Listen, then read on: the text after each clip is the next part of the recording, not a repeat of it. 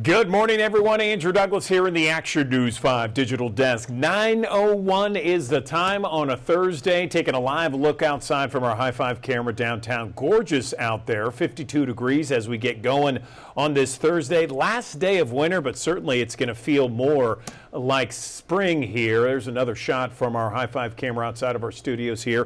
1960 Union Avenue, a great forecast ahead for the next several days, including a forecast that could include some record-breaking temperatures later this weekend. We'll talk more about that throughout the next couple of hours here on Action News 5's digital desk. But right now, I want to get to some of the stories that we are following right now here on Action News 5, and we begin with Memphis police needing your help to find a suspect accused of robbery and kidnapping. Officers say last Wednesday, 3:30 in the afternoon, a suspect approached a home on Beachmont Street near North Watkins. He pointed a gun, demanded money, later forced the victim to drive to an ATM and withdraw money. That suspect then forced the victim to drop him off at Driftwood near North Watkins. The suspect's a man, 36, wearing a yellow raincoat in this video. If you know anything, please call or text Crime Stoppers. You can remain anonymous and be eligible for a reward. That number is 901-528-CASH. Crazy video caught on dash camera. Did you see this yesterday? A car runs into another off the road on I-240 over a guardrail. This happened yesterday afternoon. This is I-240 in South Parkway. That white car speeding across multiple lanes, runs into an SUV, and both are headed for the end there. That was something where both of them were turned over. What a mess here. Amazingly, thankfully, no one was seriously hurt. We reached out to Memphis police to learn about possible charges in this case. Let's talk now about Memphis Shelby County Schools. The school board there delaying a major decision as a possible state takeover looms. School leaders voted to keep Roderick Richmond as the interim superintendent through July, holding off giving him a permanent superintendent contract. They also postponed a vote on a transformation plan, choosing to wait for results from a forensic audit expected soon. The state takeover plan calls for the formation of a 9-member board to oversee the Memphis Shelby County School Board, selected by the governor, the state house, and the state senate. State Representative Mark White says the oversight board those members will be from Memphis and Shelby County. A new date has been set for the federal trial of Lindsay Whiteside after a judge granted another delay. She is a convicted sex offender. She will now go on trial June 1st for allegations of transporting a minor across state lines for illicit sexual purposes and an enticement of a child. This recent request to delay from her attorney was due to cases being backed up due to January's winter storm. Last October, Whiteside pleaded guilty to state charges of sexually abusing a teenage girl while she was a youth pastor and assistant girls basketball coach. Tennessee Bureau of Investigation says a Shelby County caregiver faces charges of TennCare fraud and theft. This is Dorothy Hicks. She was arrested and put into the Shelby County Jail, released on her own recognizance. The TBI says Hicks provided in-home care from March through December of 2024, submitted fraudulent time records, and receiving pay for hours she did not work. Federal investigators laying out what exactly happened in an Amtrak train collision in Memphis's Westwood community. An initial Transportation Safety Board report says that an Illinois Central train was reversing on the tracks when it hit an Amtrak train. Thinking the impact was an air brake resistance, the crew pulled forward, then backed up again, causing a second lower speed hit. 2 Amtrak employees and passengers were hurt in the collision. The report says that the Illinois Central train was given permission to switch tracks.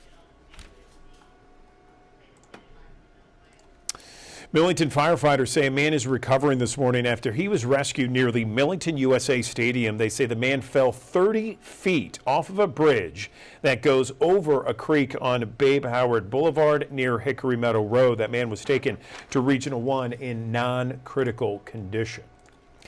Shelby County deputies recovering this morning after a crash yesterday afternoon in southeast Shelby County around 1 o'clock. Investigators say another vehicle struck the deputy's motorcycle on Riverdale near Fox Hedge. Medics took the deputy to Regional 1, non-critical condition. The other driver was not hurt. The crash remains under investigation.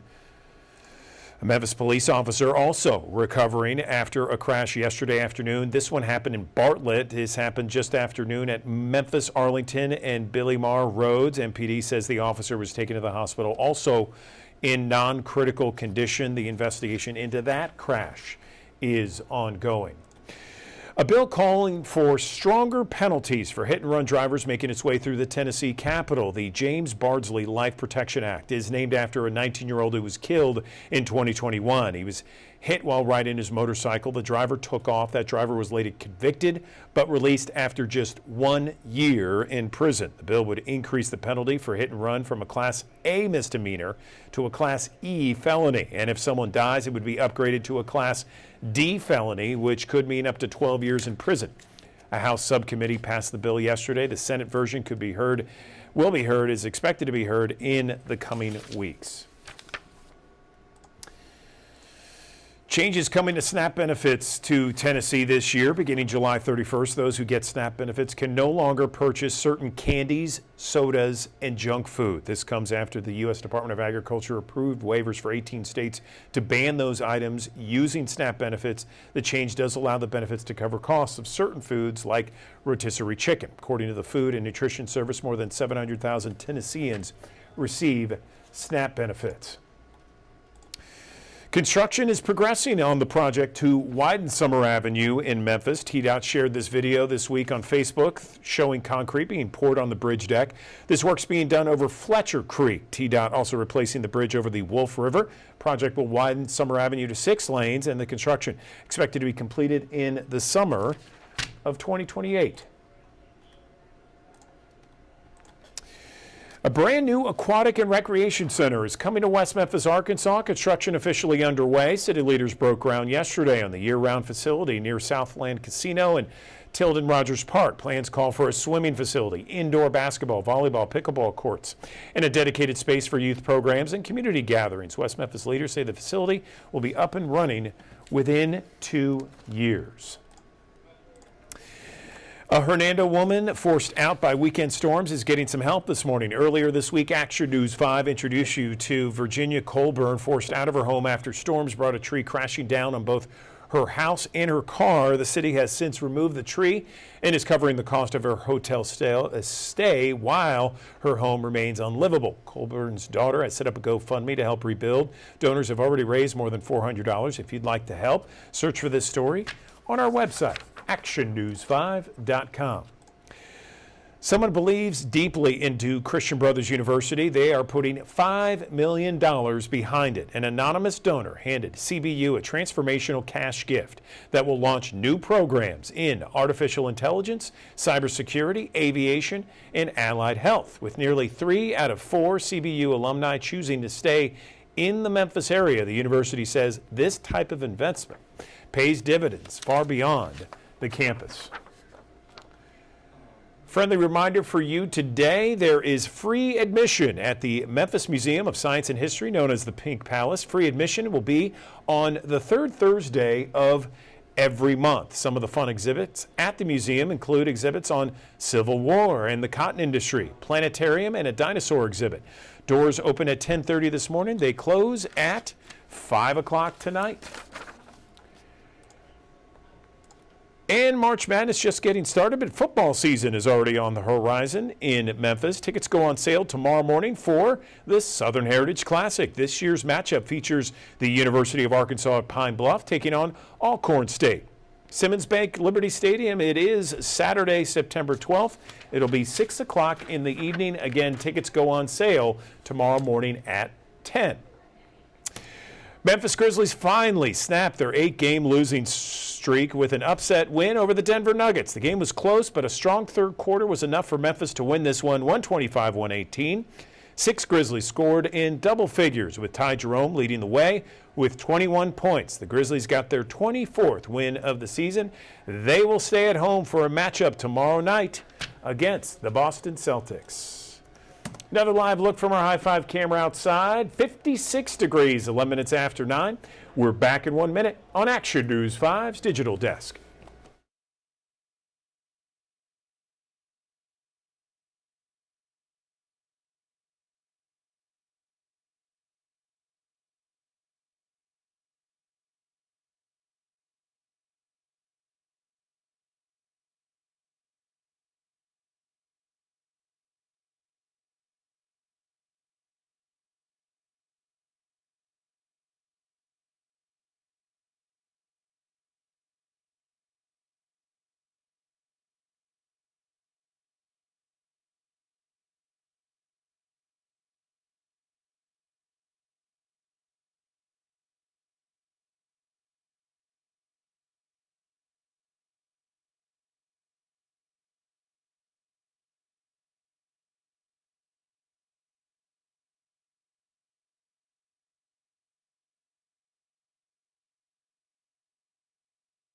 I want to go to one of our first interviews this morning, and it has to deal with one of the mayors that tend to join us each and every month here on the Action News 5 Digital Desk. I'm joined by Germantown's Mayor Mike Palazzolo, as he does each and every month. And Mike is joining us this morning. And Mike, how are things in Germantown? Good morning. Well, good morning, Andrew. Welcome to Germantown. It's always good to have you and your viewers with us in Germantown. Things are going well. As you alluded, maybe the weather is beginning to turn. I think we had some snow flurries earlier this week, but I think bright skies and warmer temperatures are ahead of us. And we've got a lot going on in the month of March, and it's underway right now as we speak. We've got things that are being prepared throughout Germantown, in our cities and in our parks, and we're excited for folks to be able to get outside and enjoy some of those festivities in the city of Germantown, Andrew. Yeah, no question about it. I think everybody's ready for spring. And what's great about being here across Memphis and the Mid-South during the spring months is there's so many different things to do outside, just getting out and enjoying the weather. So let's hear it. Well, we do. We have some Easter egg events coming up in Germantown, and many of our events are at the Bobby Lanier Farm Park in the heart of Germantown, near Old Germantown off of Cross Country. We have an after dark egg hunt for the kids. We also have a traditional egg hunt as well. All that information can be found on our city's website at www.germantown-tn.gov. Also later this month, we have our 55th annual Kiwanis Club Pancake Day. It's a tradition in Germantown like no other. Residents and visitors can come and enjoy pancakes made, sausage, coffee, juice, fellowship, fun, games, and all those proceeds go to support so many of the activities of the Kiwanis Club here in Germantown have to offer to all kids and folks in our schools as well. We also have in April, on April the 11th, we have our 5th annual Bluebird and Crawfish Festival, partnered with the Germantown Chamber of Commerce. We'll have live music at the Bobby Lanier Farm Park. You don't have to have a ticket to attend that event, but if you'd like crawfish, you will have to sign up ahead of time so there's enough for everyone to be able to participate. And again, you can find that information, how to register, on the city's website as well, Andrew. I love crawfish, so that might be something I need to check out there. All you can eat crawfish. Wow, that's very enticing. What else is happening? Well, the city, we also have some plans at Riverdale Park. A lot of our residents know Riverdale Park is the park that is near Riverdale School off of Neshoba. We have about a $1.7 million improvement to that park, where we have added 80 plus parking lots and making it more safe for school pickup and drop off as well. We've built an interconnected walk system through that park for people to be able to use it for exercise as well. We've added additional safety features for drainage. And we've added 3 pickleball courts. Now, those pickleball courts are still under construction. They're not open yet, and that'll be completed later on in the spring. But the park is open for users now, and once spring break concludes, those folks that use the park to pick up children at Riverdale will have a new amenity and a protected parking lot. So we're very excited about that here in our community as well, Andrew. Yeah, I know a lot of people are excited about that reopening and the different features that park has. And Bobby Lanier Farm Park, I think I've had that conversation with you before, Mike, how I feel like that is one of those hidden parks and hidden gems. I've spent a number of different occasions there in the past, and I've really enjoyed it. I think it's kind of a hidden gem in the city. It is a jewel, Andrew. It's one of the few suburban/urban working farms in the South. It's 10 plus acres. We have community farms there, community gardens where you can register and you can share in the produce that is planted. We have all kinds of activities. There's a barn, livestock. We have a back 40 as well that we also plant row crops. It's got many different activation activities. We've had Christmas lights there over the winter.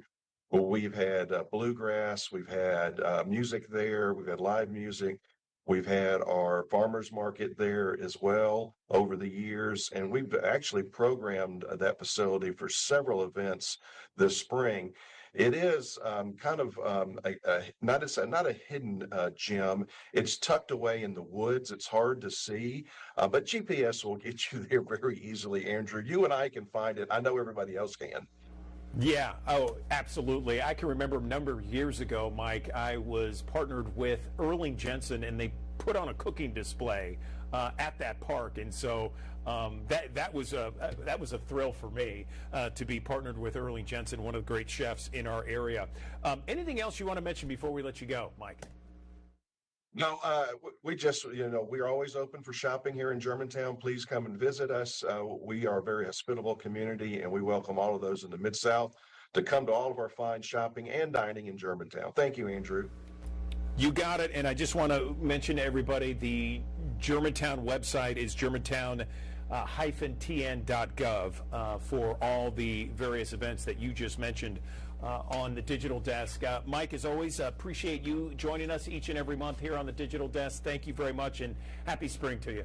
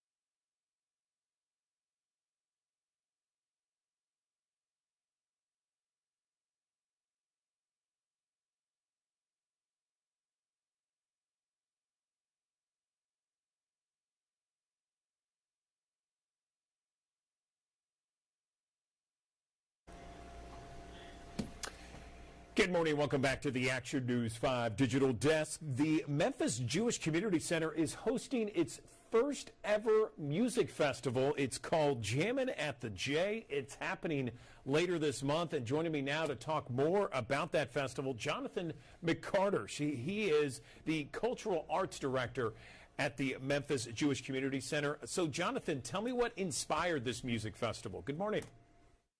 Hi, Andrew. Thank you so much for having us.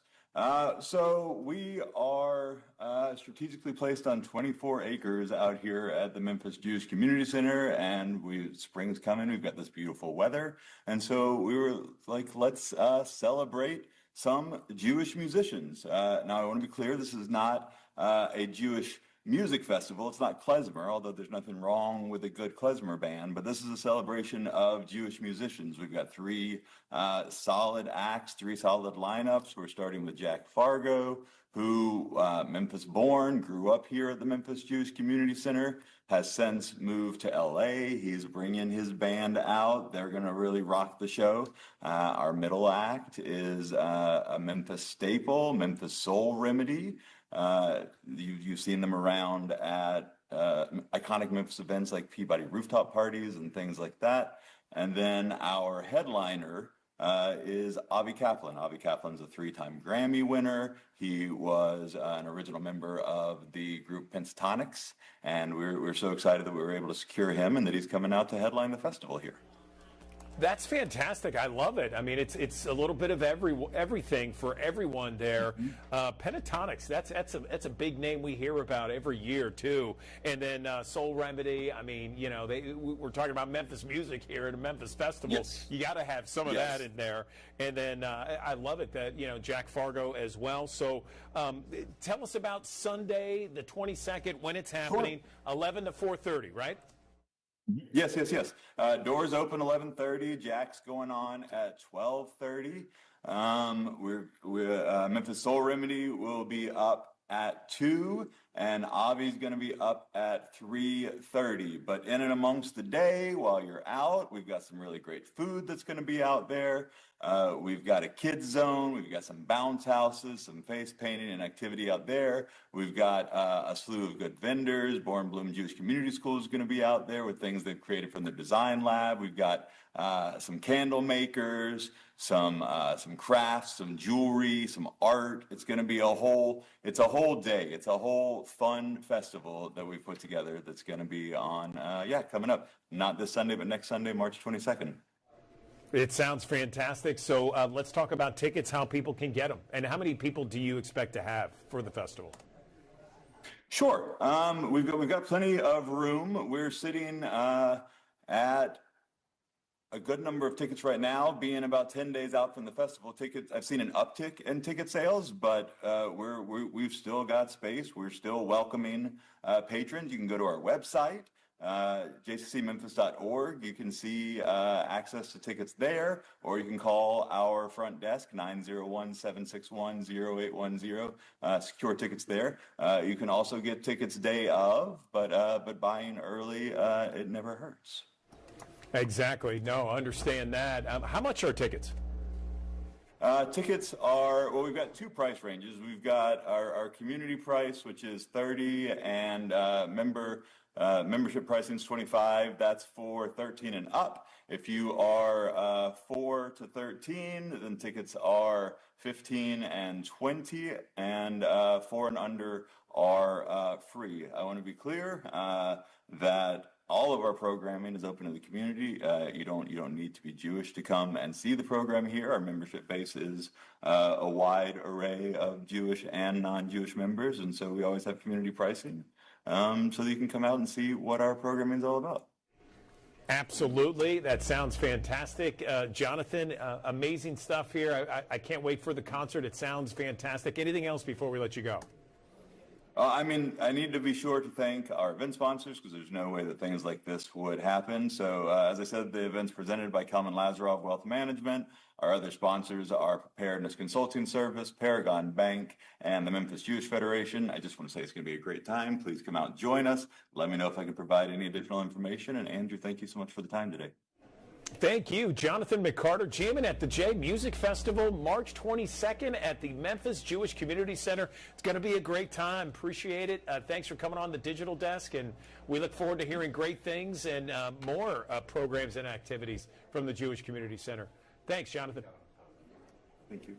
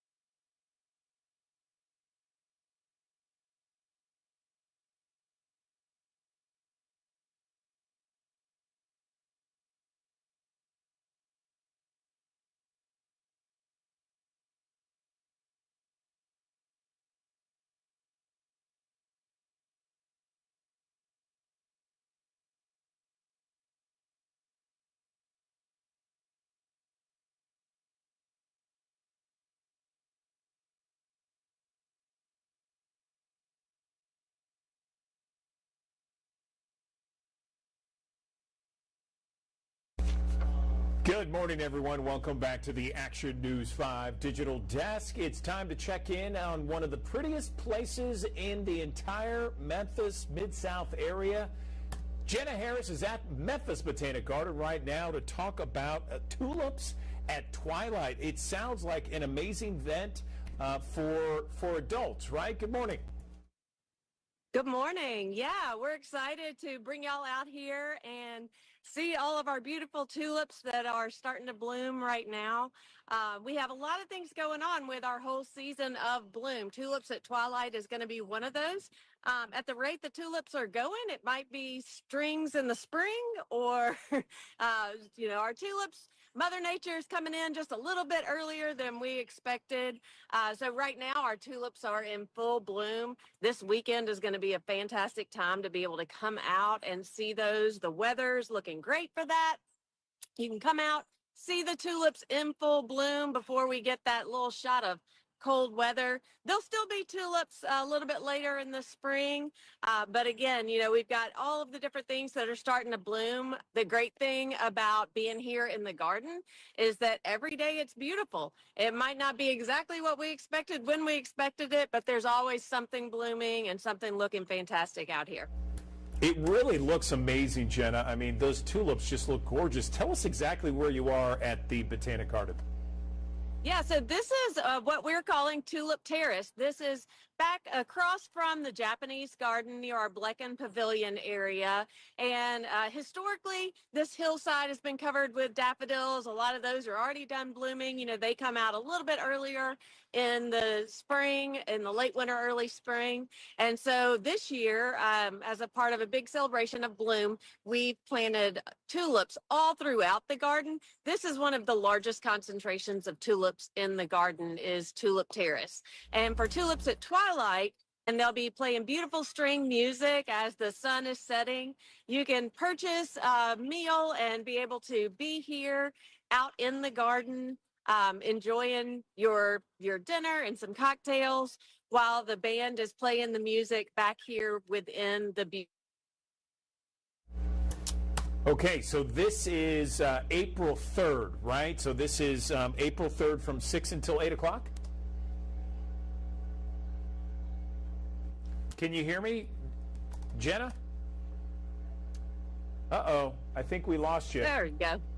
Okay, Gotcha. good, good. I was going to say, this is April 3rd from 6 until 8 o'clock, right?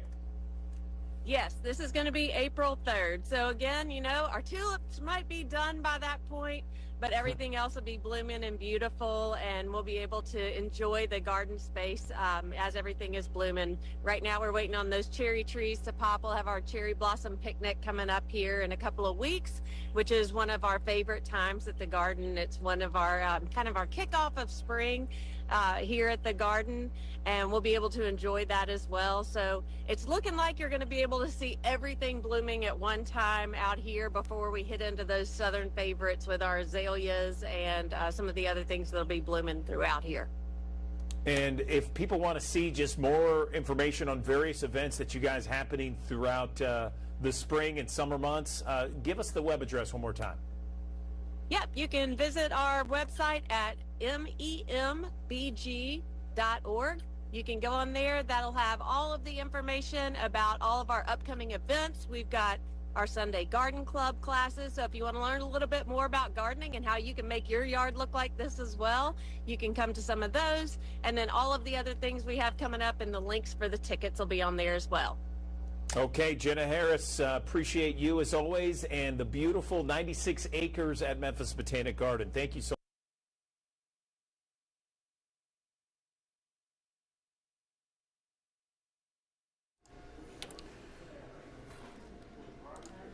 Nathan, good morning. Can you hear me? How are you doing?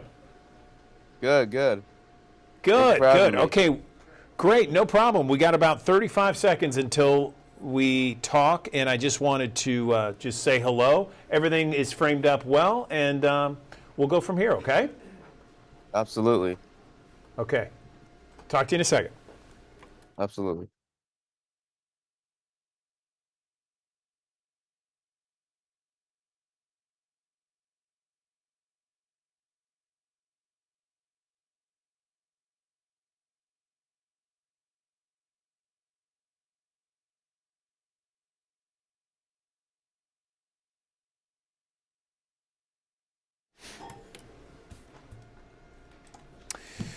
Good morning, everyone. Welcome back to the Action News 5 Digital Desk. I want to tell you about a very impressive young man. He has got a big goal, and that goal is to cycle cross country across the United States, all while raising money for people with disabilities. In fact, he's got a campaign going on right now. These are some pictures of this kind of campaign. It's called Journey of Hope, and he is a sophomore at the University of Mississippi. I'm happy to be joined on the Action News 5 Digital Desk by Nathan One.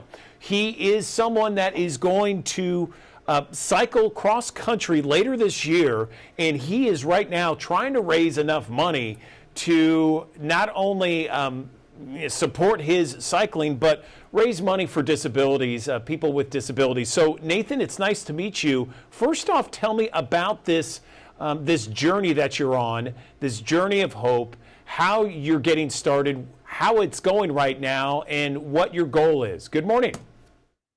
Good morning. Thank you so much, Andrew, for having me. So the Journey of Hope is our biggest philanthropy for my fraternity, Pi Kappa Phi at Ole Miss. The Journey of Hope is our philanthropy event that hosts every summer, which 50 to 60 Pi Caps around the world who sign up cycle across from all the way from San Francisco, California, and end at Washington, D.C. for people with disabilities. And we do this to raise awareness. And our philanthropy, this is hosted by the Ability Experience. That is our philanthropy. And our goal is to uplift the disability community through summer camp renovations, inclusive athletic events, and community outreach programs, and making meaningful relationships on the way. And my training has been going good. At first, when I started in October, I was really struggling just by cycling with 1 mile. But then as time went by with the Strava program that these coaches from the Journey of Hope gave me, I've been improving every day. And so I'm really grateful that to be part of this incredible mission for this as well. Okay, so so Nathan, tell me about this journey that you're going to take. You're going to start. Are you starting on the West Coast, San Francisco, Yes. California area, then going to DC? Tell me about it.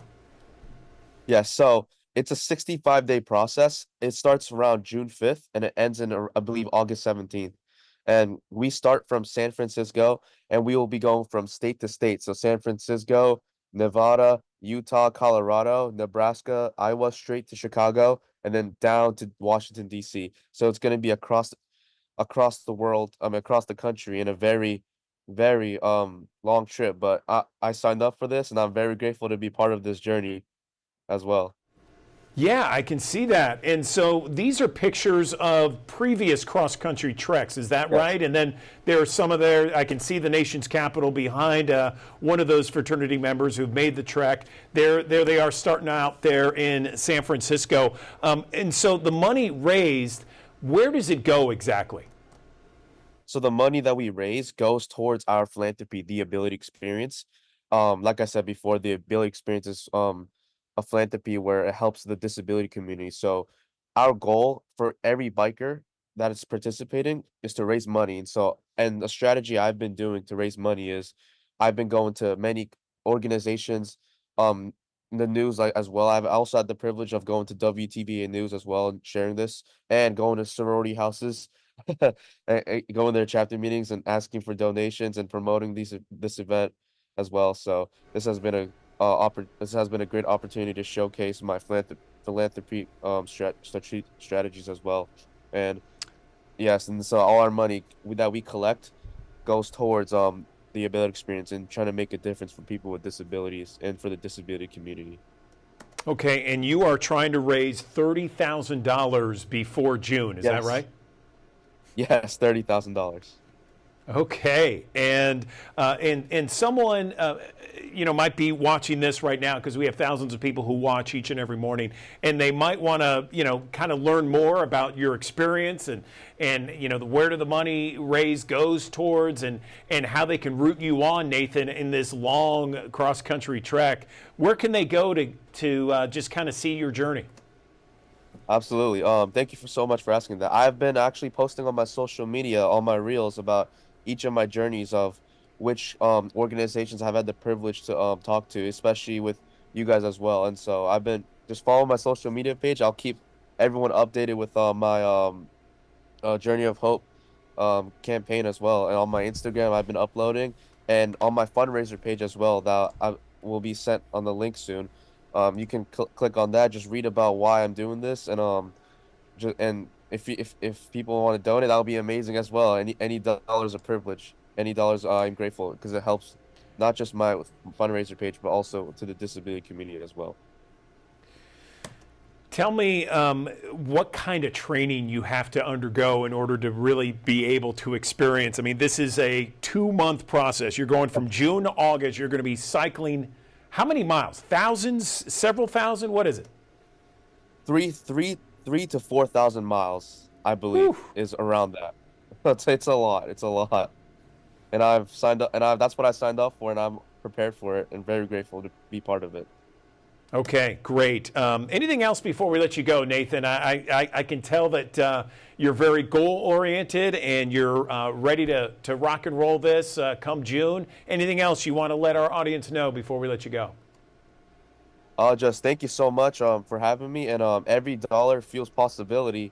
Every dollar makes a difference for our philanthropy and for the disability community as well. And so, for anyone watching this and that wants to donate, please absolutely feel free, and or if not, just come and read my articles, read my newspapers, just read or look into my social media, and just I want to have people just be intrigued and inspired of why I'm doing this, and maybe some other Pi Kappa Phi's, whether in my chapter or others across the country, would want to sign up and do this next year.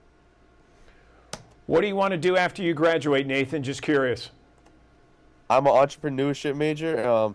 Some with philanthropy would be amazing as well, and or some, like build a business. That would be amazing as well too. So some like philanthropy or entrepreneurship, definitely interested in.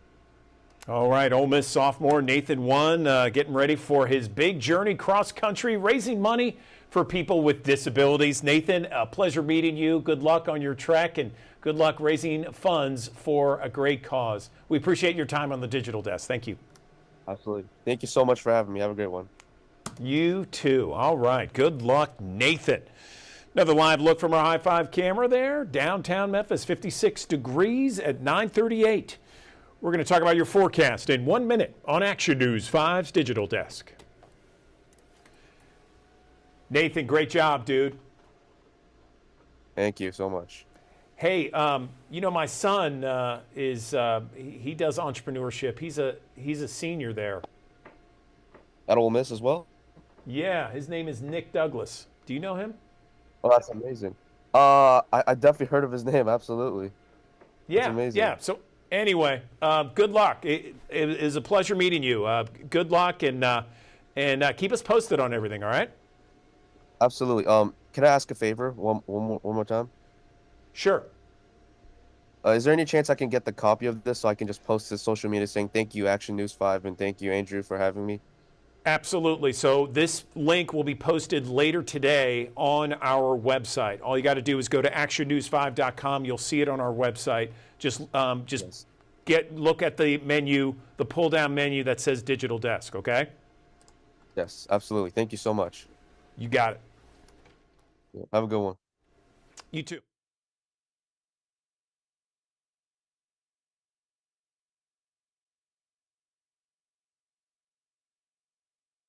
Thanks for joining us here on the Action News 5 Digital Desk. I'm First Alert meteorologist Patrick Ellis. Today up to 76, the high temperature for today here across the Mid-South. We will still have a couple of clouds to contend with as we go through the coming hours, but overall sunshine to win out. Mid-70s to call through the course of the day today. Today, the last day of winter, the first day of spring tomorrow. The average high 66, and we're going to be way above that. Even today, obviously about 10 degrees warmer than average. Lower 70s through the month of April. Lower 80s by May, and then June to round out the spring season heading to summer. Average high is in the upper 80s. And of course, quite the warm situation ongoing for us the next couple of days. We'll go 82 for tomorrow. I do want to remind you that not only do we have the warm temperatures, but it is going to be, going into that spring season. A lot of people want to start planting.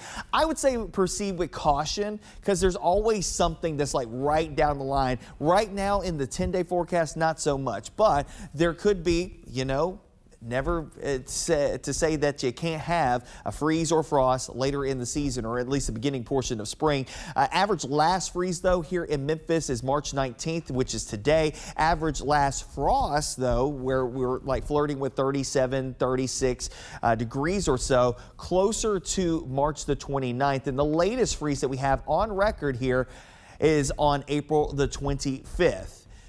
Is it possible that we could get there? It's a possibility. We'll see how it plays out without any major problems. We'll go with Saturday with a high of 82 degrees there, nearing a record high there. We could be nearing a record high also on your Sunday here across the Mid-South. Actually, more than likely will cross the plain here, getting into the mid-80s through the afternoon hours of your Sunday. Monday, well, looking at highs near 70 degrees. Now, I will also mention to you that we've got a front that's going to slip through the area. So I think our highest point of the day on Monday will likely be in the early portion of the day, but the front swings on through. Might be able to eke out a quick shower or two as the front works its way down to the south, but it does usher in some cooler air. So I think our highs on Monday will be likely closer to the mid 60s, or at least what we'll see during the course of the afternoon hours of your Monday.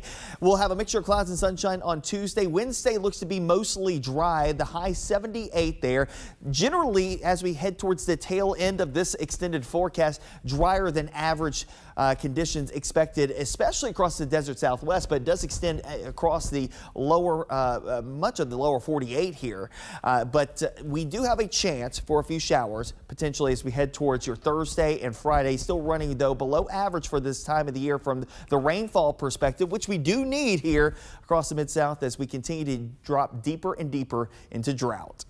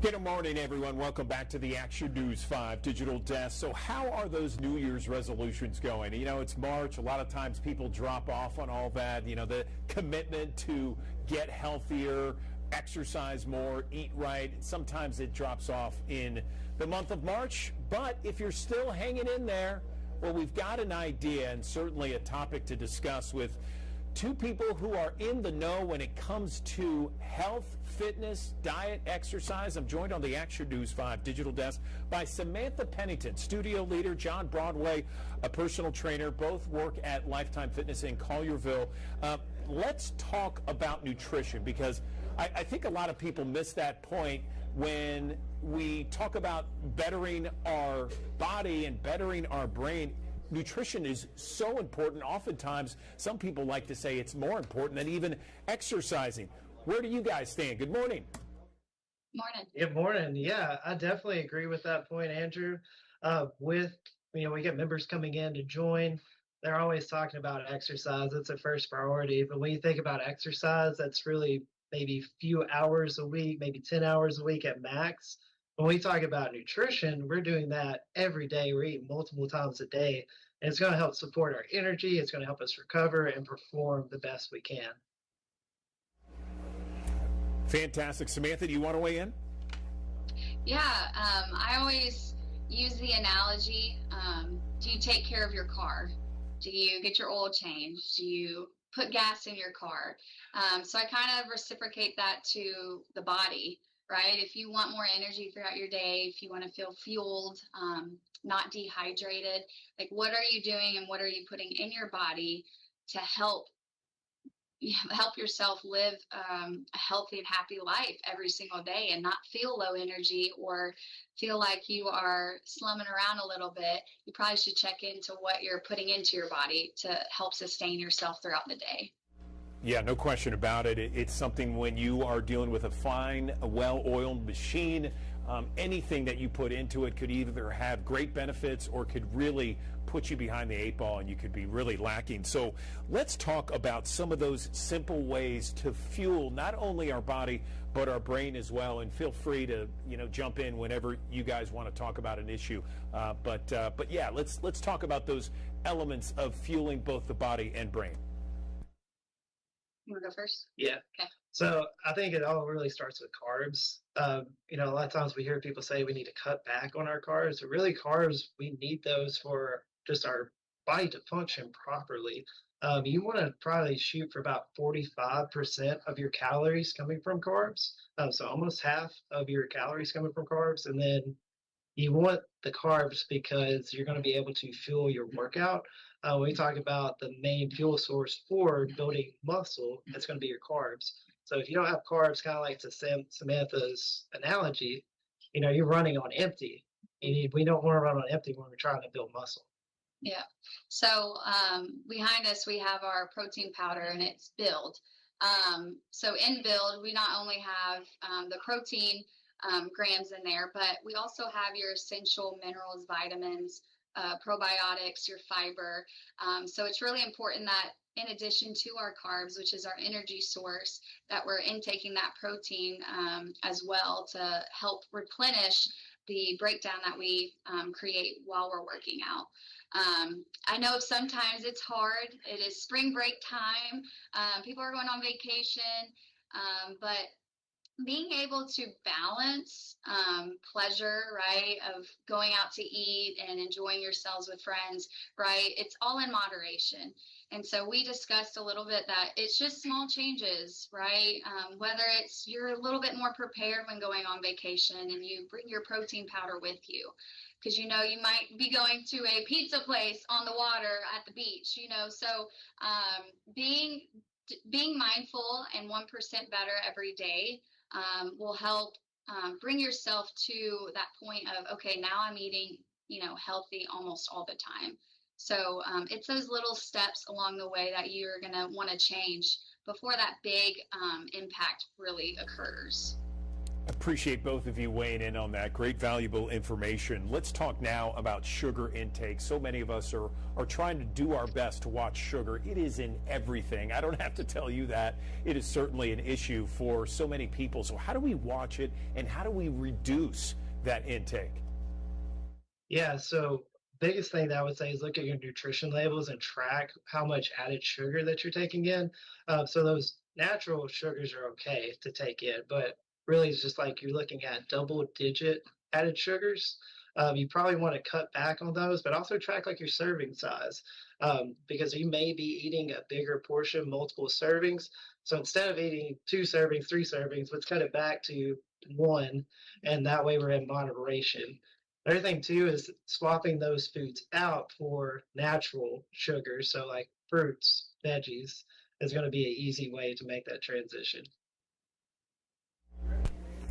I like that. That's great. What about hydration? Because, there are a couple trains of thought. So a lot of people are like, oh, you got to drink water. You got to drink 8 ounces of water at least, or eight glasses. You know what I mean?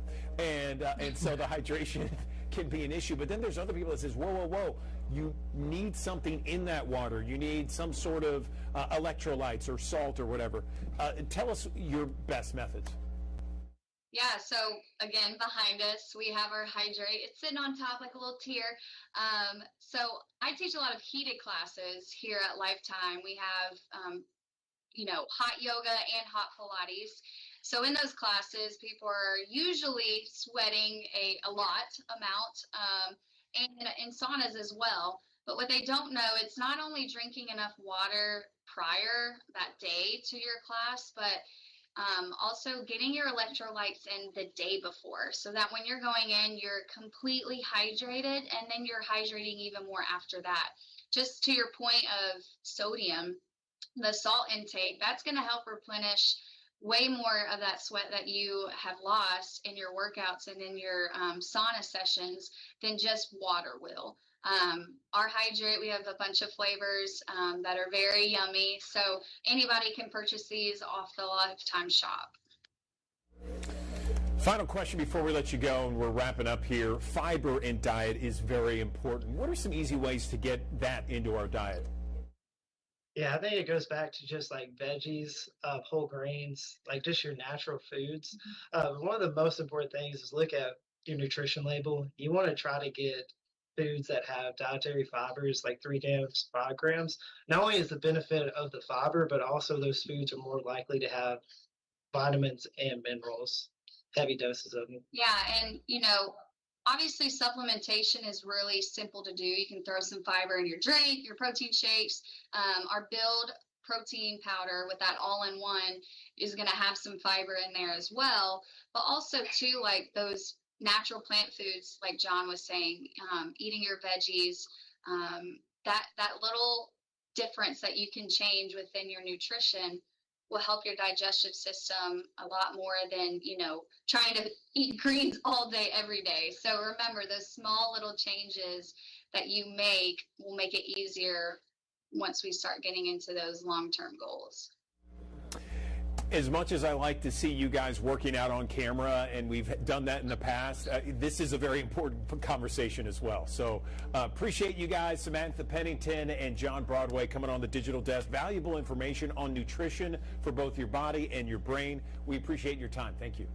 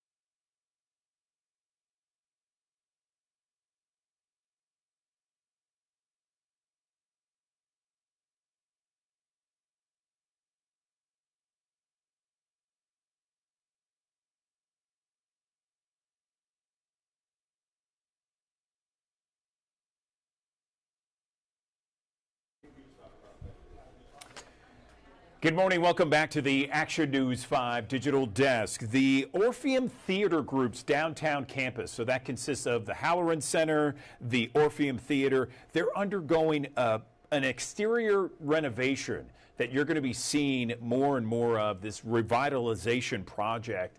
Let's get an update on the project, what to expect, and what it's going to look like when it's done. I'm joined on the Action News 5 Digital Desk by Dacquery Baptiste. She is the Vice President and COO of Orpheum Theater Group, joining us on the Digital Desk. Dacquery, good morning to you. So tell me about the ideas behind this. Was it something that just, it needed time? It was time to get this so-called facelift? Good morning. Good morning. How are you today? The whole project really just stemmed from wanting the city to understand that both the Halloran Center and the Orpheum Theater are the same organization. We are a campus. We're not two standalone buildings. And we wanted our audience, our patrons, and just downtown residents to understand that we have a space not just inside of our doors, but outside of our doors. Okay, and so I have some renderings here. Talk me through what we're seeing here, and is this what it's going to look like? That is the goal. Yes, this is exactly what it's going to look like. From our board of directors to our president to our esteemed staff and team, we recognize that we have a lot of blank canvases that we want to paint with places to gather.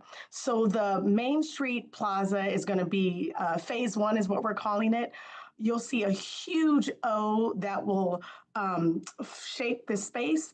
We want to create some Instagrammable moments, and we felt like that O that everyone is so familiar with in our name should be one of those landing spots. We're also going to do some illumination and add more lighting out in our spaces and add some seating so that it is welcoming. People may want to walk by, sit out there and have a lunch and just be right there on Main Street, and or right before a performance, you want to have people to come downtown to say, hey, meet me at the O, meet me in the middle between the Orpheum and the Halloran before we enter one of the spaces. We've already added some lights that was across Bill Street last year, which is again also helping with adding more light, more gathering, if you will, around our spaces. Phase 2 of our project will take place on the corner of Beale and Front Street in the back of our building. That's the image you're seeing there. Again, another infamous a big splash on the back of our campus, which is currently now just a basic parking lot. We hope to do engagement opportunities in both of those spaces, and more particularly in the back on the front and Beale corner. What brought this about? Is it just one of those things where, hey, look, it's time to upgrade a little bit? That's exactly it. We recognize that we've done a lot of improvements inside of our spaces. The Halloran Center is only 10 years old. The Orpheum will be 100 years old in 2028. And we just decided that it made sense to do things that were outside, just so we didn't look so bare, if you will. We took it upon ourselves to want to do this, to be good neighbors. So many people have enjoyed the Orpheum over many years, the Halloran Center over the last 10 years, as you mentioned. Does it mean that they're going to close at any point, or are they going to lose seats or anything like that? Not at all. Our goal always with all of our projects is to have continuous business continuity. So working with our contractors and our architects, along with our programming that we do inside, the goal here is to not be able to stop business. We may have some signs that say, pardon our disturbance, pardon our construction, and with safe ways to walk around while it's going on. But there's no reason to believe that we will have to stop our operations that we're currently doing in order to complete these projects. Okay, great. So what's the timetable for all this? Well, phase 1, which is the Main Street campus, we're slotted to start that work from a construction standpoint late November, early December, with a hopeful completion date by middle to late spring. And then phase 2 will start shortly thereafter, hopefully in quarter 4 of 2026, to then hopefully be completed, preferably in that same timeline. But the ultimate goal is that by November of 2028, when we'll be celebrating the 100th anniversary of the Orpheum Theater, all of this work will be done, and our campus will not just be vibrant on the inside, but be fully activated on the outside, welcoming people not just to shows, Broadway, or music, but anything we could possibly imagine outside. Fantastic. Okay, so anything else you wanted to mention to our audience? We have thousands of people who join us each and every morning. I just want to say thank you so much for already being patrons of the arts that enter our spaces. And please spread the word. Please know that the Orpheum Theater Group is here to celebrate the city of Memphis, and that we want to, with these projects, be able to lift up even more artists in our spaces.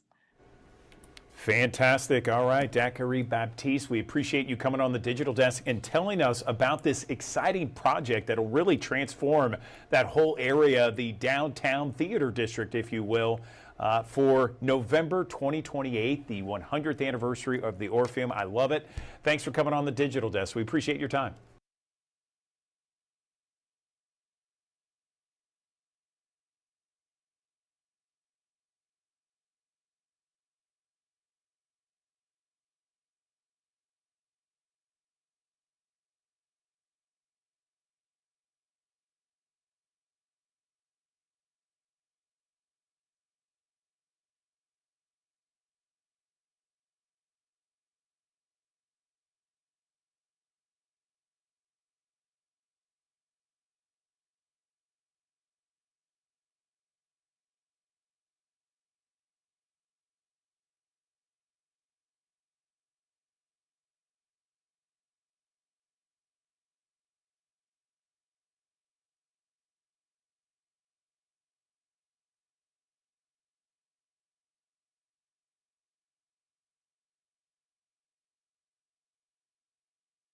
Thanks for joining us here on the Action News 5 Digital Desk. I'm First Alert meteorologist Patrick Ellis. Today, up to 76, the high temperature for today here across the Mid-South. We will still have a couple of clouds to contend with as we go through the coming hours, but overall sunshine to win out. Mid-70s to call through the course of the day today. Today, the last day of winter. The first day of spring tomorrow.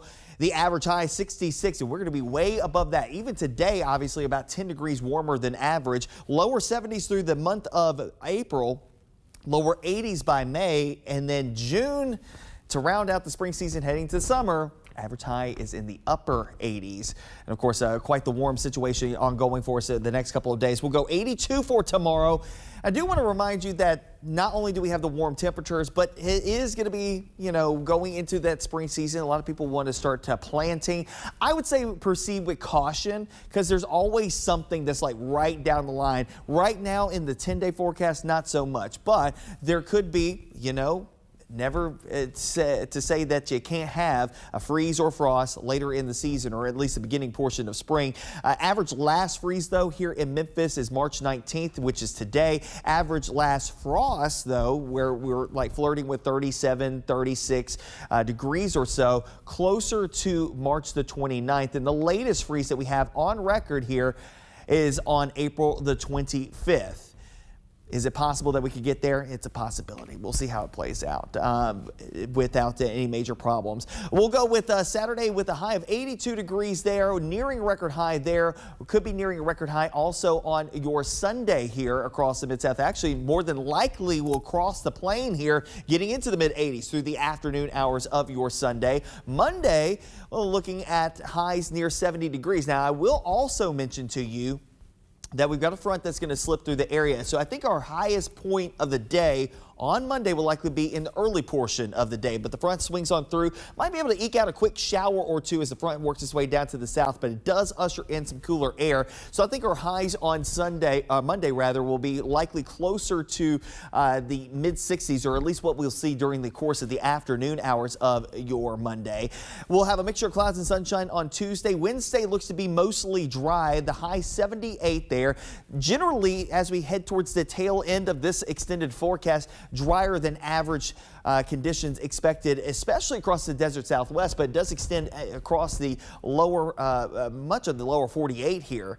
But we do have a chance for a few showers potentially as we head towards your Thursday and Friday. Still running, though, below average for this time of the year from the rainfall perspective, which we do need here across the Mid-South as we continue to drop deeper and deeper into drought.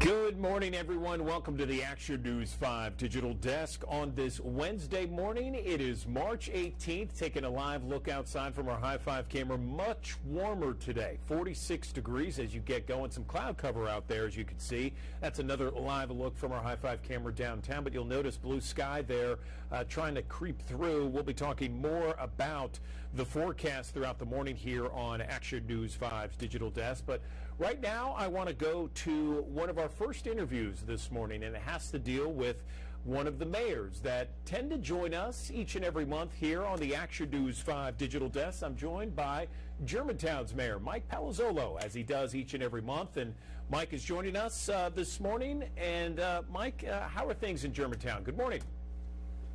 Well, good morning, Andrew. Welcome to Germantown. It's always good to have you and your viewers with us in Germantown. Things are going well. as you alluded, maybe the weather is beginning to turn. I think we had some snow flurries earlier this week, but I think bright skies and warmer temperatures are ahead of us. And we've got a lot going on in the month of March, and it's underway right now as we speak. We've got things that are being prepared throughout Germantown, in our cities and in our parks, and we're excited for folks to be able to get outside and enjoy some of those festivities in the city of Germantown, Andrew. Yeah, no question about it. I think everybody's ready for spring. And what's great about being here across Memphis and the Mid-South during the spring months is there's so many different things to do outside, just getting out and enjoying the weather. So let's hear it. Well, we do. We have some Easter egg events coming up in Germantown, and many of our events are at the Bobby Lanier Farm Park in the heart of Germantown, near Old Germantown off of Cross Country. We have an after dark egg hunt for the kids.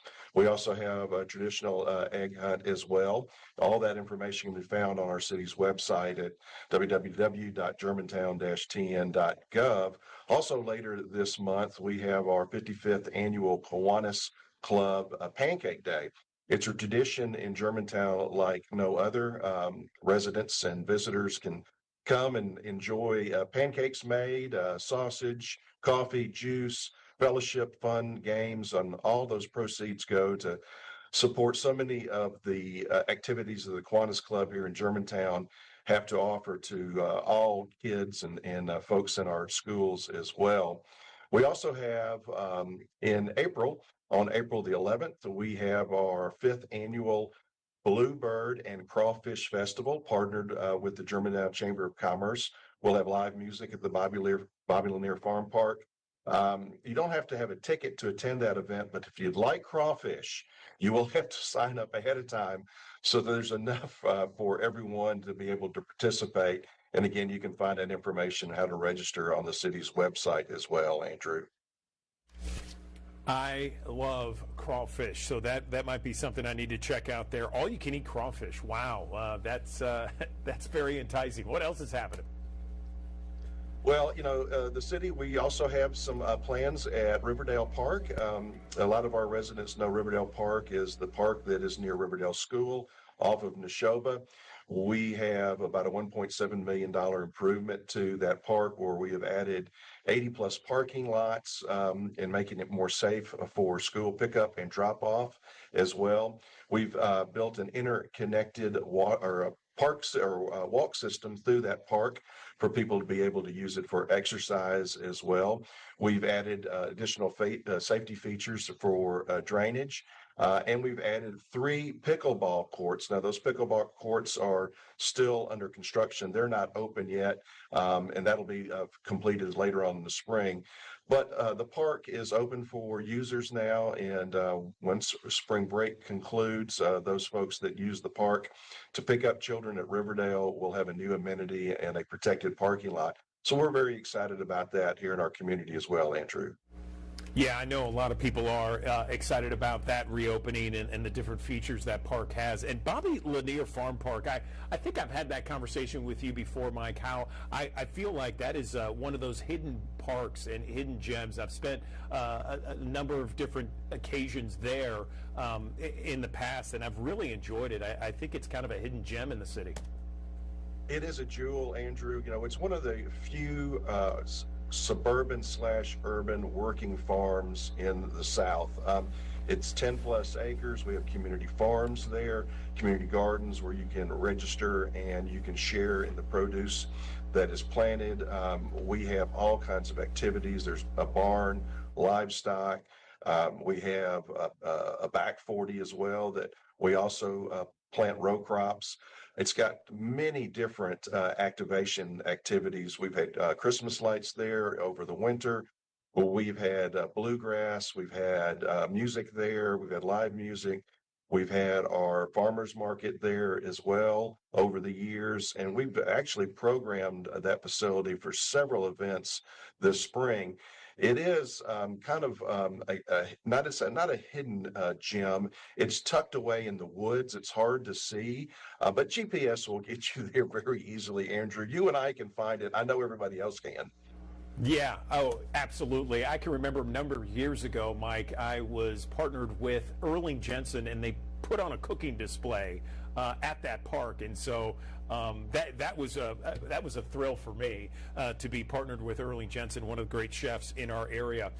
Anything else you want to mention before we let you go, Mike? No, we just, we're always open for shopping here in Germantown. Please come and visit us. We are a very hospitable community, and we welcome all of those in the Mid-South to come to all of our fine shopping and dining in Germantown. Thank you, Andrew. You got it. And I just want to mention to everybody, the Germantown website is germantown-tn.gov for all the various events that you just mentioned on the digital desk. Mike, as always, appreciate you joining us each and every month here on the digital desk. Thank you very much, and happy spring to you.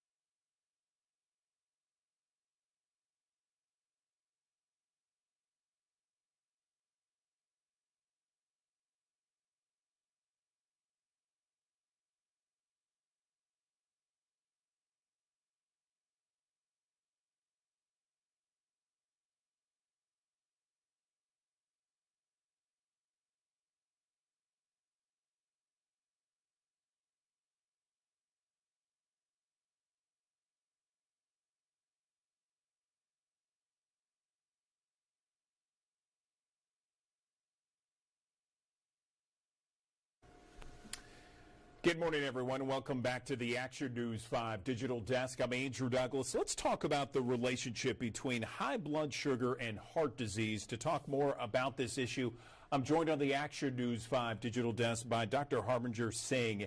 He is a cardiovascular and thoracic surgeon with St. Francis Hospital. Harbinger, thank you so much for joining us. So tell me a little bit about the direct correlation between high blood sugar and heart disease. Good morning. Hi, good morning. Thank you for having me. Yeah, there's definitely a correlation of high blood sugar and vascular disease, cardiac disease, and also all the vessels in the body. Chronically elevated blood sugar will cause irregular changes in the vascular system, and eventually over time, the amount of blood flow that comes through these vessels that brings the vital oxygen and nutrients will be diminished. And this will cause problems with the organs they supply or the muscles they supply, et cetera. So, for all of those people out there, how do we, one, measure blood sugar, and two, how do we bring it down? Well, people who have diabetes or at risk for diabetes, or even the general public, should see a primary care doctor regularly. Those that are at risk for diabetes or have type 2 diabetes or type 1 diabetes should see more often. The labs that are generally checked on the blood panel include the fasting blood sugar, which reflects the short-term level of your blood glucose, the hemoglobin A1C, which reflects a 3-month period of your overall blood glucose level. And you can even check fasting insulin resistance, which is associated with type 2 diabetes. So you can check fasting insulin levels. Right. So how do we do that? Well, your primary care doctor will order these labs. Diabetics should be going every 3 to 6 months. The A1C will reflect how you've been handling your blood sugar over the last 3 months. The fasting blood sugar is just you don't eat the night before, after midnight, get your blood drawn in the morning and kind of see where your blood sugar ran overnight and into the morning. And then fasting insulin levels is the same thing, that you would fast, get your blood drawn. If your circulating free insulin levels are high, that means you have what's called insulin resistance and you're a type 2 diabetic and you're not efficiently managing your blood sugar. What do you see with your practice where people make the biggest mistakes when it comes to blood sugar and this relationship between blood sugar and heart disease? Well, I think there are a number of factors. People say they may eat healthy, but they may have trouble with portion control. Certainly their food choices. Like your previous guest mentioned, you want to avoid the simple carbohydrates, which are seen in refined foods like cakes, pastries, white bread, pasta, etc. Complex carbohydrates are fine, and those are mostly seen in vegetables. So you would like to lean towards fiber and lean protein. So people make dietary changes that aren't in their favor. They also eat fried foods, or the way they prepare the food can make a difference. And I think a lot of people need to increase their activity levels. It's recommended you have 150 minutes of moderate activity or exercise per week. All good advice. I mean, portion control, eat more fruits and vegetables for fiber, more activity. What else can we do, doctor? You have to control your weight, especially for type 2 diabetics. And portion control, food choices, and activity all tie into that. The one thing we can't control is our genetics, but all these other factors are lifestyle factors that we can control. Anything else you want to mention before we let you go? Perhaps signs, symptoms, warning signs, that sort of thing? Yeah, people do develop some signs and symptoms they may not recognize. They're frequently much more thirsty. They urinate a lot more frequently. Increased fatigue, headaches, blurred vision. These can all be signs that your blood sugar is not in control. Also, wound healing. If you develop a small injury and it takes a long time to heal, diabetes affects our immune system and our ability to heal. So those may be signs. Very good. All right. All good information here. Final thoughts before we let you go. Well, it's a prevalent disease in our society. 10% of people have it. The incidence is increasing. And it really needs to be on our radar for everyone to keep track of your blood sugar and see your primary care doctor regularly. All right, Dr. Harbinder Singh, we appreciate you joining us on the digital desk. Appreciate these factoids that you're telling us about when it comes to blood sugar, blood control, and ways to prevent heart disease. Thanks for your time. Appreciate you having me on.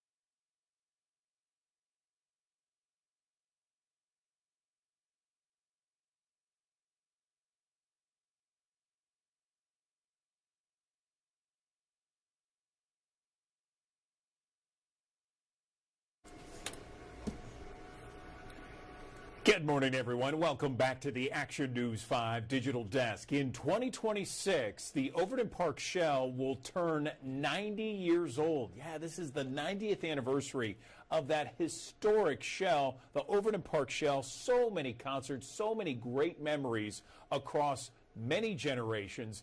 And boy, do they have a year planned for you. Joining me now on the Action News 5 Digital Desk, I'm joined by Shelby Smith with the Overton Park Shell to give us kind of a preview of what to expect on this very momentous year. Shelby, good morning. Good morning, guys. It's always, a beautiful time when I get to spend my mornings with you guys sharing the good work that we're doing here at the Overton Park Shell. And as you've already said, the 90th anniversary is this year. The dates are September 11th through the 13th. But between now and then, we have so much programming between our historic venue and the deployment of Shell on Wheels. Our health and wellness series is kicking back up. There are so many beautiful partnerships that we are just so excited to share with the community this season. Yeah, you and I were discussing this, and you guys have events planned throughout the year. With the mobile Shell on Wheels, you're able to go anywhere and do it throughout the year. But the concerts are going to be starting up later this year, and I'm already excited about it, especially because there's not going to be any snow and ice around the foolishness that we've had to deal with the last couple of The weeks. promise, the promise is of a 60-degree day in the next few days really just restored my faith and my hope, because it's been very, very chilly, and obviously the temperatures are going to rise, and we're going to turn up the music here. But, a lot of our programming doesn't just involve music. We actually kick off with our health and wellness series beginning next month. And 5 Fridays of Jazz, which is going to enter its 10th year. It's a programming partnership that we have with the Memphis Library Foundation and the Memphis Public Libraries that will be returning, and again celebrating a decade of entertainment and featuring local talent here. I think that's just I think a lot of the partnerships and the programming that people are going to experience this season between Shell on Wheels, the historical concert series, the Orion Financial Concert Series, it really does speak to the diversity of genres and talents and also interest, because you can't really have a beautiful entertainment experience without people to enjoy it. So we're just really grateful that throughout these 90 years of our existence that people have grown with us, but continued to, push us into the future and to highlight the next generation of local talent and just our Memphis music legacy in general. No question about it, Shelby. I mean, gosh, over generations in various parts of the communities, you guys are embedded in all of that. It's so great to see. And I'm just curious, are there any dates that if, the thousands of people who are watching us, that people can kind of circle or perhaps put in their calendar when it comes to Overton Park Shell and what you guys are going to be doing for the upcoming season? Yes. So like I said, our September 11th through the 13th, that is going to be our 90th anniversary celebration. But before that, people can kind of keep an eye out for a lineup announcement to be coming soon. The Orion Financial Free Concert Series lineup actually drops on April the 6th. So make sure you mark your calendars for that date. I think people are really going to be excited for some returning acts, some tributes that we are going to be putting on to pay homage to past experiences here at the Overton Park Shell. And then, between the historical venue and where we deploy Shell on Wheels, those partnerships are also very thoughtful. So we are going to be taking the Shell into 9 different neighborhoods over the course of our birthday year. So be looking out for us to hit the road, come to a community near you, and just prepare to experience the joy of your Memphis music community. Yes, all good, all smiles around. So what about the website? Tell us the website, when it's going to be updated, what we can do to kind of just look for everything that's going to be announced there. Absolutely. You can find out all of our information across all of our programs, but the free concert series, the Shell on Wheels deployment, where we're going to be hosting weekly workouts and things like that. You can go to overtonparkshell.org to find all that information. And again, mark your calendar, April 6th. That's when the Orion Financial Free Concert Series lineup is going to drop. But there might be a couple different lineups in there for you to get to know and just kind of, anticipate. But before the Orion Financial Free Concert Series kicks off, we are actually in partnership with Mempho Presents. So the first concert of our season technically will be Shell Days on April the 17th and the 18th. So plenty, like I said, plenty of music, plenty of partnerships, plenty of programming. Overtonparkshell.org is where you get all that information, and hopefully, maybe whether you want to come out and just experience a show or actually partner with us, we are very open to opportunities just to get even more people involved to make it a larger celebratory experience for everybody. Awesome. I love it. Shelby Smith joining us on the Action News 5 digital desk. It sounds wonderful. It sounds great. I'm looking forward to all of this. I've written it down here, April 17th and 18th, April 6th for the reveal of the big concert series. Final thoughts that you wanted to mention before we let you go. I know overtonparkshell.org is the web address.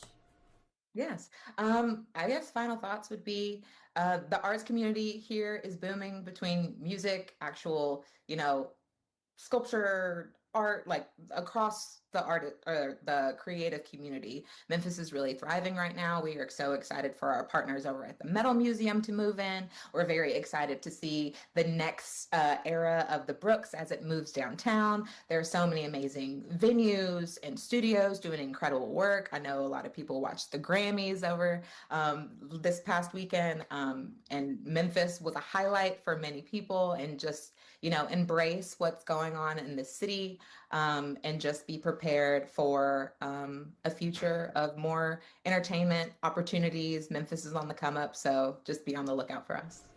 I love it, Shelby Smith. OvertonParkShell.org is the web address. You can see all of this and, of course, all the social media pages. Shelby, thanks for coming on the Digital Desk as always and informing us on what is going to be a big celebration year, the 90th anniversary of Overton Park Shell. We appreciate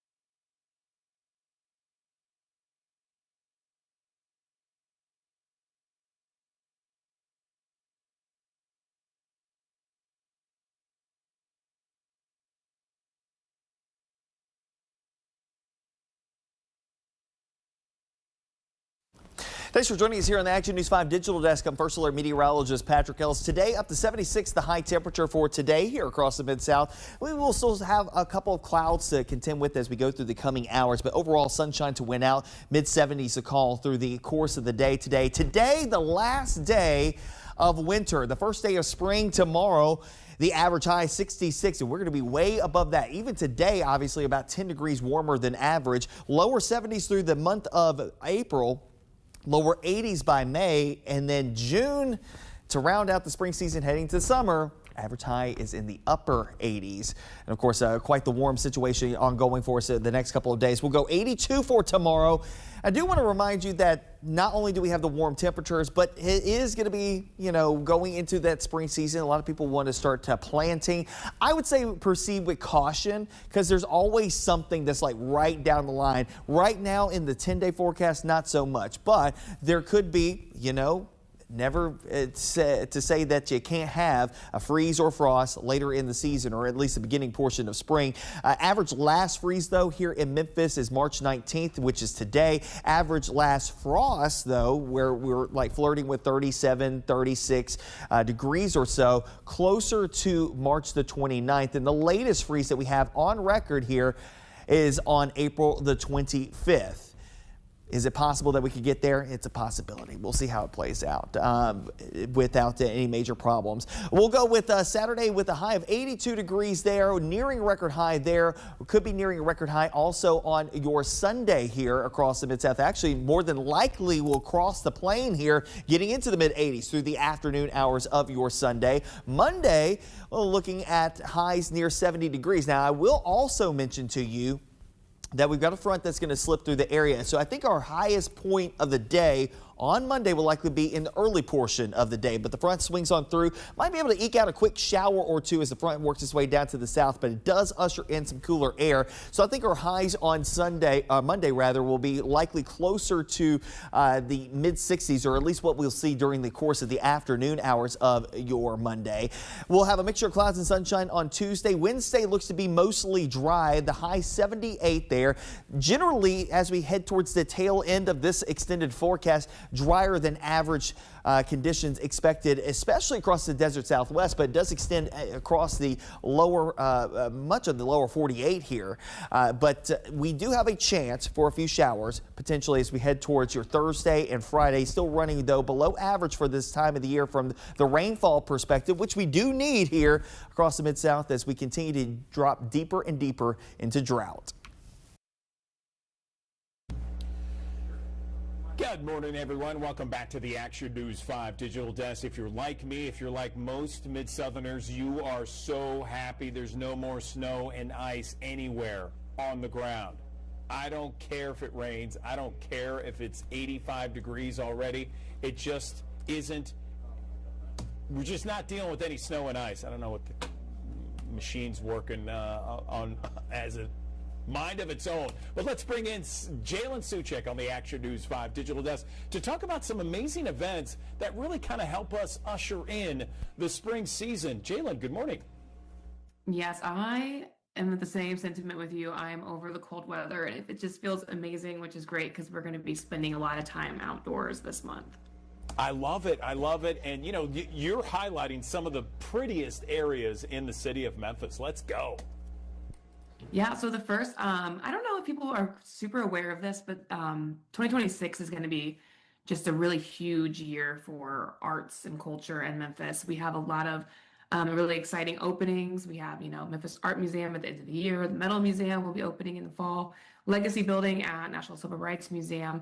And a lot of milestones. So I know the Memphis Youth Symphony was just on. It's a anniversary year for them as well. But one of the big anniversaries happening is the Dixon Gallery and Gardens. They are celebrating 50 years. And so if you've spent any time out in the gardens over the years, they are very known for their tulip display. This year, they are just dialing it up ×3. So they have planted 650,000 tulips that will be in bloom very, very soon. You'll get the early blooms if you go right now. But about mid to late March is when you're really going to see that kind of full display. And of course, the Dixon is also always free to visit. So just a really good time to go out, be outside and enjoy the gardens. The tulips are beautiful and it always changes every year. I love the fact that it's still free for everybody because it is one of the prettiest, most colorful places in all of Memphis. In fact, the first time I ever visited, Jalen, Memphis, Tennessee, I was taken to the Dixon because it is so pretty. It's just such a gem. That's a good hostess who took you there. And yeah, so it's free forever too. So that's great news. Certainly is. And then when you're at the Dixon, you have to go inside, of course. The galleries are also part of the free experience. Right now they have an on exhibit. It's called Black Artists in America from the Bicentennial to September 11th. This is the third and final show in the series. And you can see from our video and a reel we just posted on Instagram last week or so. It is an incredible display. You can really get lost in this for hours.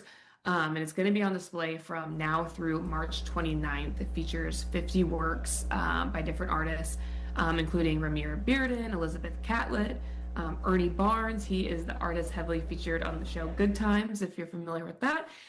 So it's just a really incredible display. And then they also have their other traditional collections on display as well.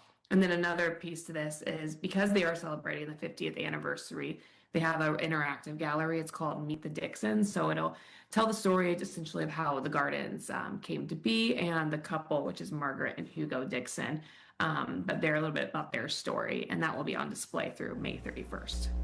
I love it. It's just two great reasons to check out the Dixon, and I understand the Dixon's neighbor, if you will, is also going crazy this spring with some amazing events too, right? Yeah, absolutely. So I encourage you to go to the Dixon multiple times and then stick around in that east corner because Memphis Botanic Garden is hosting Bloom. It's a million shades of spring. So there will be over 1 million blooms happening at the gardens between March and May. So this is going to kind of take you through a seasonal journey of blooms. So you'll begin, of course, with the cherry blossoms, to tulips, to azaleas and magnolias. And then they're going to be really dialing up the activity. So of course they want you to come visit the gardens during those different blooming times. But they're going to be doing Bloom Saturdays. This will be happening every week. It's an all ages kind of make a day of it experience. There will be a bunch of kids activities, food trucks, live performances, cultural celebrations, and a lot more. And then they also have some events for the adults. So this is the after hours Bloom Energy. So it's 21 and up only events. They're going to be doing mixology workshops, sip and strolls, flower arranging workshops, tulips at twilight, just a jam-packed calendar for the next 3 months happening at the Memphis Botanic Garden. Yeah, Memphis Botanic Garden dials it up like 365 days a year. They have great stuff for the family and great stuff for adults as well. Gosh, Jalen, that Park and Cherry location in Memphis is going to be gorgeous. It's going to be absolutely beautiful. I mean, between the both of them, I think it's just one of the outdoor destinations in the South. No question, no question. I can't wait. So what else you got? And right now, it just opened last week at the Memphis Brooks Museum of Art is the Memphis College of Art 1936 to 2020 an Enduring Legacy collection. So this is going to tell the 84-year history of the Memphis College of Art, which did, of course, close in 2020. So the exhibition will feature the work of 90 artists, that's faculty, administrators, and graduates of the school during that time. And these are, many of these artists are artists that have gone on to have great success. They have collections and work in prominent museums, galleries, and collections nationwide. And as you can see from the video, there's just countless number of mediums of art, from photography, painting, ceramics, textiles, sculptures, printmaking, and more. So this will be on view through September 27th. And this is just kind of really important and sentimental, especially to Memphis. A lot of those artists are still working in our city, thankfully, and kind of can look at it as almost the closing chapter of the school now that the Metal Museum is making headway with their renovation of moving into that space in Overton Park. Yeah, you know, that was something that I think a lot of Memphians and Mid-Southerners were sad to see go. I mean, it had such a history and such a legacy in Memphis. And, you know, I know there's another art school actually in East Memphis that's opened up and to try to fill the gap there. What else do you have going on in the I Love Memphis blog, Jalen? Well, we have a lot. So we do have individual guides for the Dixon's 50th if you want to see more of those events, as well as the Memphis Botanic Gardens Bloom. So completely curated guides for that. In our other updates, we have a March events guide. It's 25 plus things to do all month long. And also, we just got our St. Patrick's Day guide live yesterday, and we will be continuing to add events because they'll really start getting announced this week. But it's already looking like it's going to be a really fun St. Patrick's Day. But we are heading into spring. We have our food and drink festivals guide. It's time to pack the calendar, so definitely use the blog to fill in those dates before you're on Saturday morning and you're like, what do I want to do? There's going to be a lot to do in the next upcoming months. I love it. I love MemphisBlog.com. Jalen Suchek running it all for us. Joining us on the Action News 5 Digital Desk. Jalen, as always, you always bring it every time you come on the Digital Desk. Thank you so much for joining us. We appreciate it.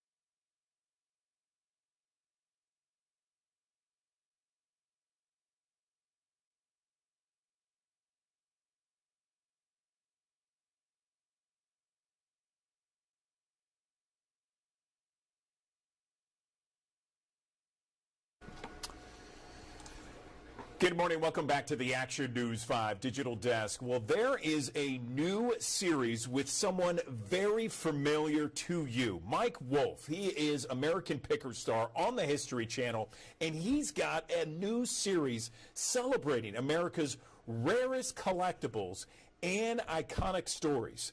And he is the host, the executive producer of this new series.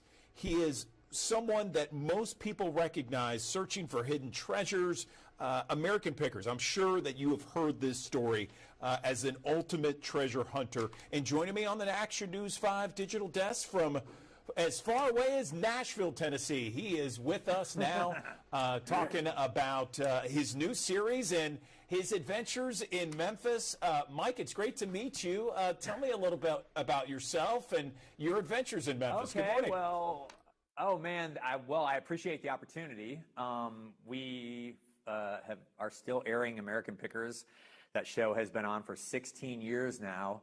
That is actually a show that I pitched for 5 years, and I was living in my van. I bought a camera. I was traveling the country, buying and selling things, and I wanted to start documenting it. And so all of that hard work has led to this interview that we're at right now. Excellent, excellent. So this is a brand new series, and I have some video that we can roll as you talk about it.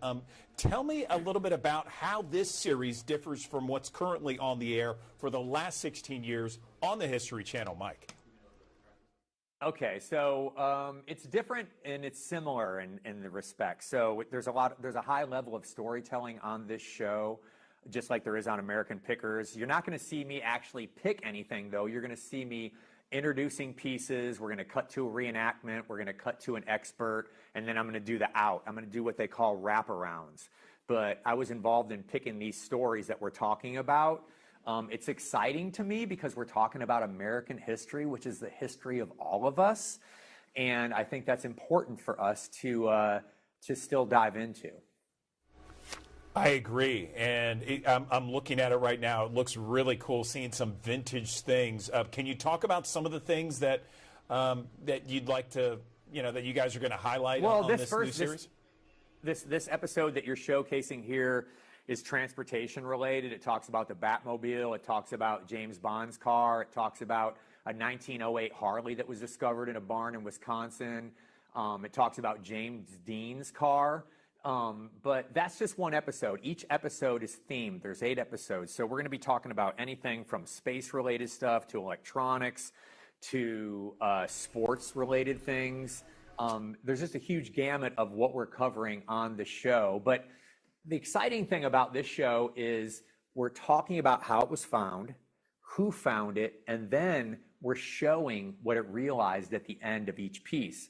That's one of the things that a lot of people have always been curious about on American Pickers is they're like, I see you guys buy this stuff and I see what you pay for it, but we never see the end result. This show changes that. Do you go by cities? How does it work exactly? Peel the curtain back, if you will, about, do you camp out in one area and then go to all the destinations, or do you go from city to city based upon the iconic finds that you see? Well, on American Pickers, that's exactly what we would do. We would travel for 2 weeks on the road at a time. We would camp out in a city, and then we would go off in different directions from that, that hive. But on this show, we actually filmed 8 episodes in 4 days in my warehouse in Columbia, Tennessee. What you're seeing me walk past right there, that's actually my stuff. That's a warehouse full of my collectibles. It's a 1947 Chevrolet dealership that I'm walking through there. That is so cool. I love it. I love it. And so you're right down the road from us here in Memphis and the Mid-South. Anything that we can talk about that you perhaps found that's a little bit related to the Memphis area? Well, I mean, we did a show there with a guy, I can't remember his name. He runs for mayor every year. He threw flour all over Frank and I when we were Prince Mongo. Mongo? Prince Mongo was the guy's name. You know that guy? Of course. Everybody knows him. Okay. He's an alien well, we did a from the show with planet him, Zamunda. and we bought some oh my gosh, we bought some great historic signs from record stores that were in Memphis. Frank and I used to drive around Memphis 25 years ago and go into neighborhoods where there were a lot of buildings that weren't occupied and try to find out who owned the building so we could buy the neon sign off the front of it. So we've been at this for a very long time, and I love Memphis, man. I mean, obviously I'm a music fan, but it's really the people, just like any place else. The people have so much to be proud of there, and you can feel that. I couldn't agree with you more. 1,000%, Mike. I appreciate it. Okay, so let's talk for our audience how people can watch this, when they can watch this, so we can bring up those numbers. Okay, so it's 9/8 Central on the History Channel on Sunday. There's going to be 8 episodes, and the first episode airs this Sunday, 9/8 Central on History. Excellent. Mike Wolf joining us on the Action News 5 Digital Desk. Thanks so much for giving us the update here on your one and only greatest picks and this new show. And congratulations on all your success. I mean, 16 years having that long of a tenure of one show is fantastic. So way to go. And hey, listen, you love Memphis. We love you back. So we appreciate your time, Mike. Thank you. Thank you. Thank you for the opportunity. Good morning. Welcome back to the Action News 5 Digital Desk. You have probably heard a lot about the food pyramid and the changes recently, just a few weeks ago. It really no longer demonizes healthy fats out there. It offers some real solid options, healthier options for people who are trying to eat healthier this year in 2026 and beyond. Let's bring in researcher and the dean of the College of Health Sciences at the University of Memphis. I'm joined on the Action News 5 Digital Desk by Rick Bloomer. He is joining us once again. And Rick, always good to have you here on the Digital Desk and to talk about this pyramid that I'm going to show you in just a moment here. It looks very different from what we're used to. Explain what we're looking at first and foremost. Good morning. Good morning, Andrew. Thanks again for having me on to talk about this important topic. You're right, drastic change, much needed. I was very excited to see what came out from the government with regards to this a couple weeks ago. Boy, Andrew, we are in a real mess health-wise in the United States. We have about 7 out of 10 individuals, or 70%, who are either obese or overweight. About 35% of those are obese. And in Memphis, Tennessee, 45% of adults are obese, not just overweight, but obese with a BMI of 30 kilogram meters squared or higher. About 50% of adults across the U.S. have diabetes or pre-diabetes, in addition to things like heart disease, hypertension, stroke, certain forms of cancer that we know are mediated largely by diet. So lifestyle disease is rampant, and this is one way to address that. Yes, I would wholeheartedly agree, Rick. And you know, it's something where I talk to a lot of people about a lot of different things. And one of the things during the last election cycle was about the health of this country and our food supply. And, you know, that's always been a big issue for so many people. And so is this pyramid, I guess, the start of something different, a shift, if you will?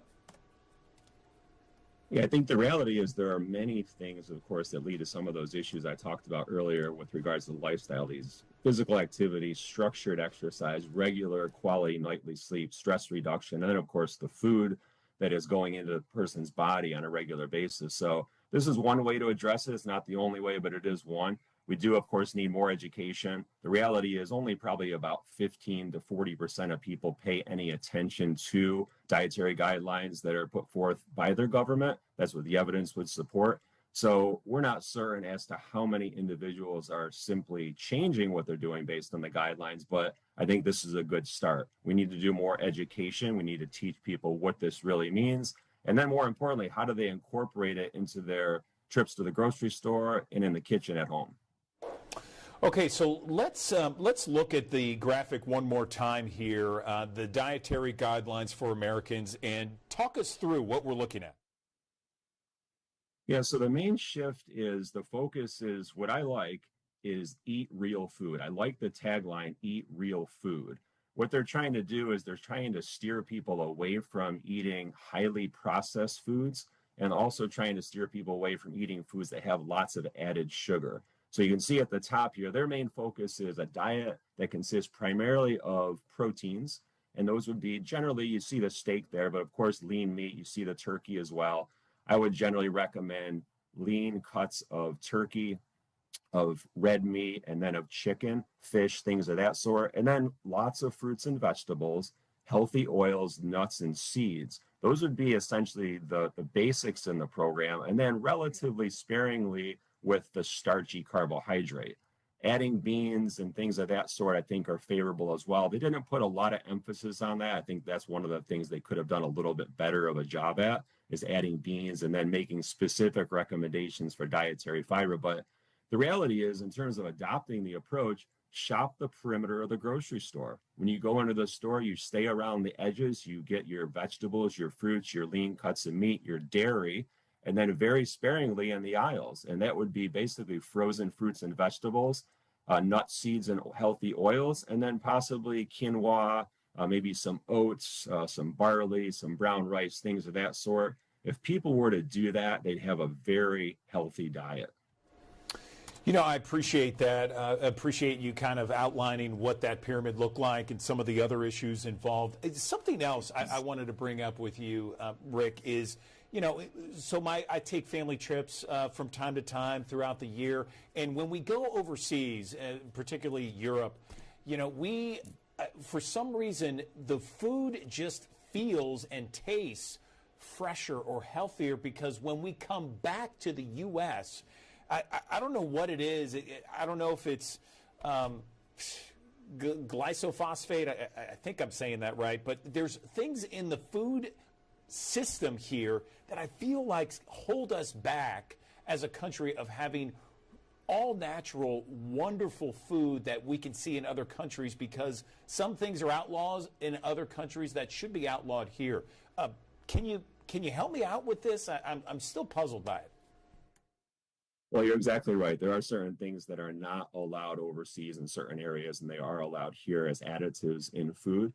So a lot of times individuals say, boy, I eat pasta here in the States and I feel bloated afterwards. But when I go overseas and I'm in Europe, I have pasta, same quantity seemingly, and I just feel fine. So something must be different. There are some things that are different. I think we've gotten into an environment, a culture of absolute convenience. So whatever generally tastes good and it's easy and it's relatively inexpensive, I'm going to try to fill myself up with that. But the goal in feeding should never be to fill yourself up. It should be to fuel yourself with the appropriate nutrients, vitamins, minerals, amino acids, essential fatty acids, things of that sort. Something people need to remember, there's no such thing as an essential carbohydrate. So the plan that focuses primarily on the lean meats and some dairy, fruits, and vegetables, that's a really good plan for most people. Frankly, it's not that unique. Individuals that pay very close attention to their physique and their overall health and performance, this is the plan many of us have been doing for years and years. It's just trying to get the average individual to adopt such a plan. And I think as a country, we'd be much healthier if we were to do so. Okay, so let's dial it down to Memphians, Mid-Southerners. We have thousands that watch us each and every morning here on the digital desk. What is their biggest takeaway from not just the pyramid and the new food pyramid, but also daily habits? You know, we all want to be healthier for 2026 and beyond. Where do we begin? I think first and foremost, people need to look carefully, not just at that picture that you showed, but go to the website. There's a lot more detail in terms of breaking it down, what that looks like in terms of serving sizes, things of that nature. They've done, I think, a pretty good job at putting that together. And then make a decision, do I really want to make a change? Because the reality is someone can look at this thing and pay zero attention to it. And the reality is a lot of people probably will do just that. But those that are really saying, you know, I'm one of those 7 out of 10 who are overweight or obese. I'm one of those 1 and 2 who are diabetic or pre-diabetic, and I'm ready to make a change. Individuals need to put a plan together, ideally sit down with a registered licensed dietitian, nutritionist who is specifically trained to work with people on their dietary programs, writing plans out, and then frankly, building it into a lifestyle approach, not a short-term diet. You want something that's going to last long term, and that you could actually say, you know, I could do this for the rest of my life within reason. You don't have to be perfect. We're not looking for perfection, but you do need to make changes if you find yourself falling in line with one of those statistics that I mentioned earlier. A lot of people, and I'll let you go after this, a lot of people talk about the Mediterranean diet as the best tasting diet with the best health benefits. Would you agree to that? And final comments on anything else you want to mention? I wouldn't. So I would say that for many individuals, that's a quality diet. But the reality is, anytime someone tells you this is the best diet for everyone, you need to be very skeptical of that because different diet programs, different meal plans, and feeding patterns work differently for different individuals based on a number of factors. We've done a lot of studies in our lab showing that a very high carbohydrate diet, but a very purified carbohydrate diet works exceptionally well for metabolic health. And that's very different than what the new food pyramid lays out. However, for a lot of individuals, I think consuming too much carbohydrate, especially in processed form, especially with a lot of added ingredients, is highly problematic. So individuals really need to do a little bit of homework and then some experimentation on their own to figure out what's going to work best for them and also with their lifestyle. Okay, researcher and dean at the College of Health and Sciences, Rick Bloomer, joining us on the Action News 5 digital desk. We appreciate the deep dive on the food pyramid, its new guidelines, and what else people should be thinking about when they're trying to get healthier in 2026. We appreciate your time as always, Rick. Thanks so much for joining us. Drier than average conditions expected, especially across the desert Southwest, but it does extend across the lower, much of the lower 48 here. But we do have a chance for a few showers potentially as we head towards your Thursday and Friday. Still running though below average for this time of the year from the rainfall perspective, which we do need here across the Mid-South as we continue to drop deeper and deeper into drought.